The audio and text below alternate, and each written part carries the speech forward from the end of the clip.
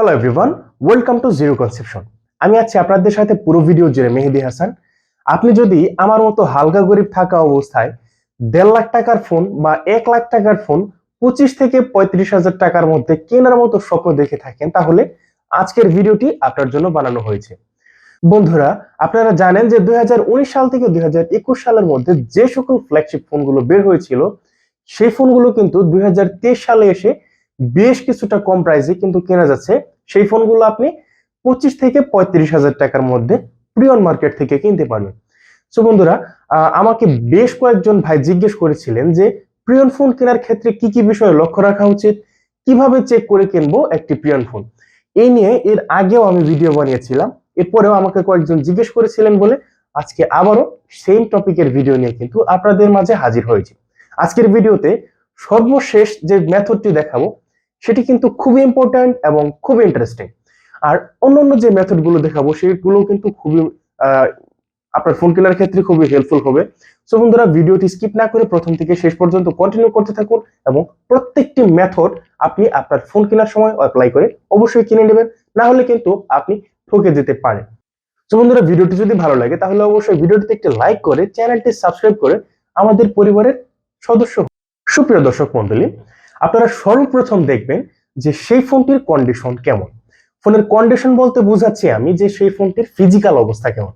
আপনি দেখবেন যে সেই ফোনটির যে ব্যাকশেল রয়েছে সেই ব্যাকশেলটির আঠা ছেড়ে দিয়েছে কিনা, অথবা ডিসপ্লেতে যে আঠা রয়েছে সেটি ছেড়ে ছেড়ে দিচ্ছে কিনা, অথবা ফোনের মধ্যে ফিজিক্যাল কোনো ডেন্ট আছে কিনা, অথবা আপনার ফোনের যে ব্যাকশেলের মধ্যে যে আইএমইআই নাম্বারটা রয়েছে সেই আইএমইআই নাম্বারের সাথে ফোনের ভিতরের যে সেটিংস রয়েছে সেই সেটিংস এর সাথে মিল রয়েছে কিনা। তারপরে আপনি ডিসপ্লের ক্ষেত্রে দেখতে পারেন যে আপনার ডিসপ্লে যদি অরিজিনাল না হয় তাহলে আপনার ডিসপ্লের যে এখানে যে ক্যামেরা বামটি রয়েছে, ডিসপ্লের ক্যামেরা বামটি কিন্তু তুলনামূলকভাবে একটু বড় হতে পারে, যেটি কিন্তু আপনার ফোনের ডিসপ্লে ডুপ্লিকেট করা হয়েছে কিনা সেটি কিন্তু আপনার ধরার ক্ষেত্রে অনেক গুরুত্বপূর্ণ একটি বিষয়। তারপরে এই বিষয়টি ছাড়াও ফোনের ভিতরে আরো অনেক কিছু রয়েছে যে বিষয়গুলো আপনাকে অবশ্যই জানতে হবে। বন্ধুরা, আপনাকে যদি বলা হয় যে আপনি যে ফোনটি কিনবেন সেই ফোনটির চার্জ ব্যাকআপ কতটুকু দিবে, এই বিষয়টি কিভাবে চেক করবেন? এর জন্য আপনি সর্বপ্রথম আপনার ফোনের ব্রাইটনেস ফুল করে দিবেন এবং সেই সময় দেখে নেবেন যে আপনার ফোনে কত পার্সেন্ট চার্জ রয়েছে, এবং ক্যামেরাতে চলে যাবেন। ক্যামেরাতে চলে যাওয়ার পরে টানা 5 থেকে 7 মিনিট ভিডিও করবেন। সো সেই অবস্থায় যদি দেখেন যে আপনার ফোনে মোটামুটি 5 থেকে 8% মতো চার্জ খেয়েছে, তাহলে আপনি সেই ফোনটি থেকে 180 হাত দূরে থাকবেন। সেই ফোনটি থেকে আপনি কিন্তু কোনো ভালো মানের চার্জ ব্যাকআপ অবশ্যই পাবেন না। তারপরে আপনি যদি দেখেন যে সেখানে 3 থেকে 4% মতো চার্জ খেয়েছে, তাহলে অবশ্যই আপনি সেই ফোনটি নিতে পারেন। তারপরে আপনি সেই ফোনটি হাতে নেওয়া অবস্থায় মোটামুটি 1.5 থেকে 2 ঘন্টার মতো সেই দোকানে বসে বসেই চালাবেন, এবং সেই অবস্থায় দেখবেন যে সেই ফোনটির মধ্যে কোনো ল্যাকিংস রয়েছে কিনা বা কোনো প্রবলেম রয়েছে কিনা। দেখুন, আপনি যে ফোনটি 35,000 টাকা দিয়ে কিনবেন বা 30,000 টাকা দিয়ে কিনবেন, সেই ফোনটি আপনি অবশ্যই 2 ঘন্টার মতো অবশ্যই চেক করে নিতেই পারেন। আপনাকে সেই সুযোগ দোকানদার অবশ্যই দিবে। আরো একটি অপশন রয়েছে, আপনি দেখুন যে ফোনটি নেবেন, যেমন স্যামসাং S20 যদি নেন বা স্যামসাং S20 প্লাস বা এই টাইপের ফোন যদি নেন, তাহলে দেখবেন যে সেই ফোনটির ডিসপ্লের দামই কিন্তু মোটামুটি 23 থেকে 24,000 টাকা বা মাঝে মাঝে 25,000 টাকা কিন্তু কিনতে হয়।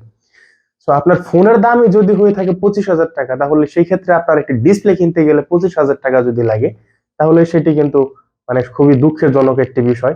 তো এই অবস্থায় আপনি ডিসপ্লে কিভাবে চেক করবেন? তো ডিসপ্লে চেক করার জন্য আপনাকে সর্বপ্রথম চলে যেতে হবে গুগলে, এবং গুগলে গিয়ে আপনি লিখবেন যে মোবাইল ডক্টর। আপনি দেখবেন যে প্লে স্টোরেও কিন্তু মোবাইল ডক্টর নামে একটি অ্যাপস পাওয়া যায়, কিন্তু সেই অ্যাপসটি দিয়ে আপনি একদম অ্যাকুরেট ভাবে ফোনটি চেক করতে পারবেন না। আমি ডেসক্রিপশন বক্সে সেই অ্যাপসের লিঙ্কটি দিয়ে দেব। আপনি এই অ্যাপসটি কিন্তু প্লে স্টোরে পাবেন না।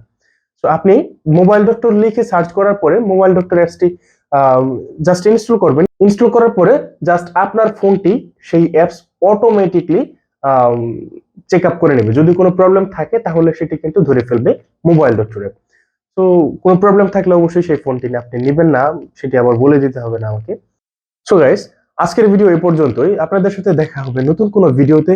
সে পর্যন্ত অনেক বেশি ভালো থাকবেন। আর এই ধরনের ভিডিও যদি আপনারা চান, অবশ্যই আমাদের কমেন্ট বক্সে জানাতে ভুলবেন না।